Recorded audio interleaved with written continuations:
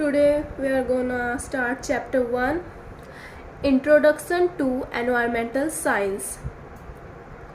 In the simple terms, environment may be defined as the sum total of all the external conditions and influences that affect the living organisms. ऐसी environment को हम simple terms में define कर सकते हैं कि वो total sum है सारी एक्सटर्नल कंडीशंस को का और इन्फ्लुएंसेस का जो हमें या फिर लिविंग ऑर्गेनिजम्स को हम बोल सकते हैं को अफेक्ट करती हो या फिर इन्फ्लुएंस करती हो, उसे हम एनवायरनमेंट बोलते हैं. Okay, so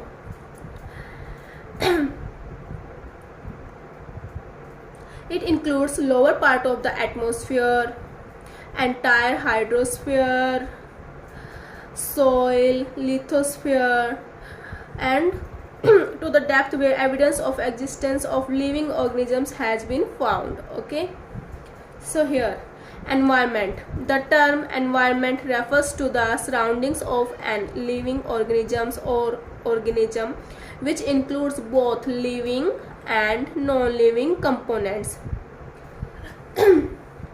So the term environment refers to the surroundings of an organism. एक organisms की जो surroundings होती है उसको रेफर करते हैं environment, जिसमें अंदर आते हैं living और नॉन लिविंग दोनों तरह के कंपोनेंट आते हैं. ठीक है. The space into which living beings exist is known as biosphere. जो एक पर्टिकुलर स्फीयर होता है जिसके अंदर लिविंग बीइंग्स होते हैं, जैसे कि हम हैं, हम अर्थ पर हैं. ठीक है. तो जो लिविंग बीइंग्स जहाँ पे होते हैं उस जगह को हम बायोस्फीयर बोलते हैं. Okay, so the biosphere is the zone of life on earth. तो अर्थ पे जहाँ पे भी लाइफ है ना, जहाँ पे भी लिविंग ऑर्गेनिजम्स है, उसको बायोस्फीयर बोलते हैं. Okay, it is the global ecological system integrating all living beings and there relationships with the environment. यहाँ पे क्या होता है, ये एक प्रॉपर ग्लोबल इकोलॉजिकल सिस्टम है. इसके अंदर क्या होता है, सभी लिविंग बीइंग्स होते हैं. ठीक है.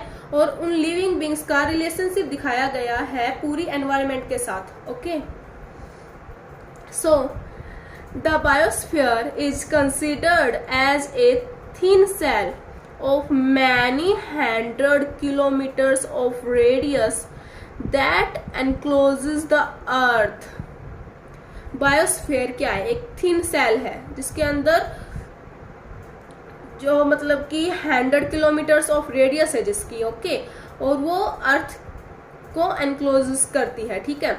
The life sustaining resources such as air, water, food are recycled within the atmosphere. जैसे कि हमारी अर्थ है. ठीक है. वहाँ पे लिविंग बींग्स रहते हैं, तो जहाँ पे भी लिविंग बींग्स रहते हैं उसको क्या बोलते हैं, बायोस्फीयर. ठीक है. तो हम लिविंग बींग्स को क्या क्या चाहिए होता है, एयर चाहिए होता है, वाटर चाहिए होता है, फूड चाहिए होता है. ठीक है. तो बायोस्फीयर में है ना क्या होता है कि ये सब चीजें रिसाइकल्ड होती है. जैसे ऑक्सीजन से कार्बन डाइऑक्साइड बना, कार्बन डाइऑक्साइड ना जो ये पेड़ वगैरह होते हैं ये ऑक्सीजन में कन्वर्ट कर देते हैं. तो इस तरह से ये रिसाइकल होती रहती है चीजें. एयर भी, वाटर भी, फूड भी, इनके अलग अलग साइकिल के थ्रू ये बायोस्फीयर में रिसाइकल होते रहते हैं. ठीक है. इस वजह से ये रिसोर्सेज सस्टेन कर पाते हैं.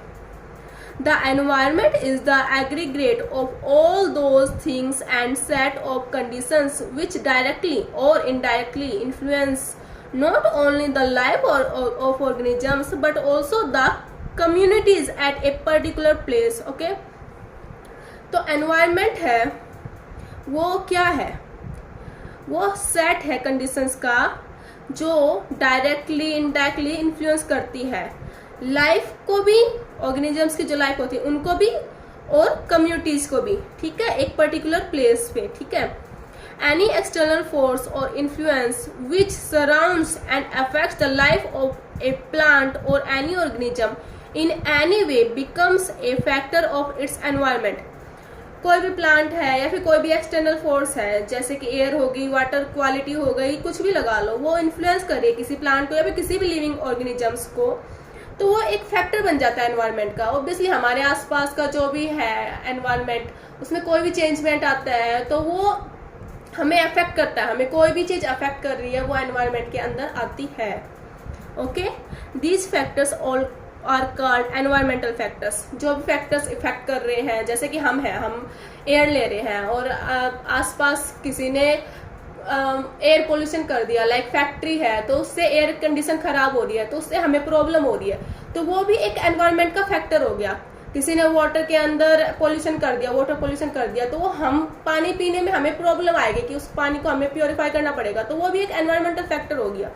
ठीक है, तो ये सब एनवायरमेंटल फैक्टर्स होते हैं। ठीक है, The environment is a complex of so many things like light, soil, water, air, temperature, which surrounds an organism. एक organism को जो भी surround करते हैं like air, water, soil, lights, ये सब होती है environment, okay? तो इसलिए ये complex है, ठीक है। Environment includes all elements, factors and conditions that have some impact on growth and development of an organisms.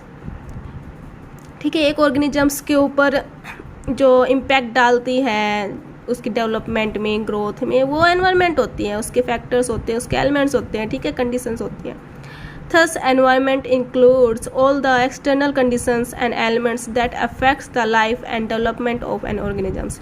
जैसे हम हैं, एक ऑर्गेनिज्म है, हमें इफेक्ट कर रही है एनवायरनमेंट। अगर एयर में कोई पोल्यूशन होता है तो हमें इफेक्ट होता है, अगर वाटर में पोल्यूशन होता है हमें इफेक्ट होता है, ठीक है। तो वैसे ही एनवायरनमेंट में जो भी कंडीशंस है, एक्सटर्नल कंडीशंस हो गई, इसके एलिमेंट्स हो गए, वो सब हमें हमारी लाइफ को, हमारी डेवलपमेंट को अफेक्ट करते हैं, किसी भी ऑर्गेनिजम्स को अफेक्ट करते हैं, ओके।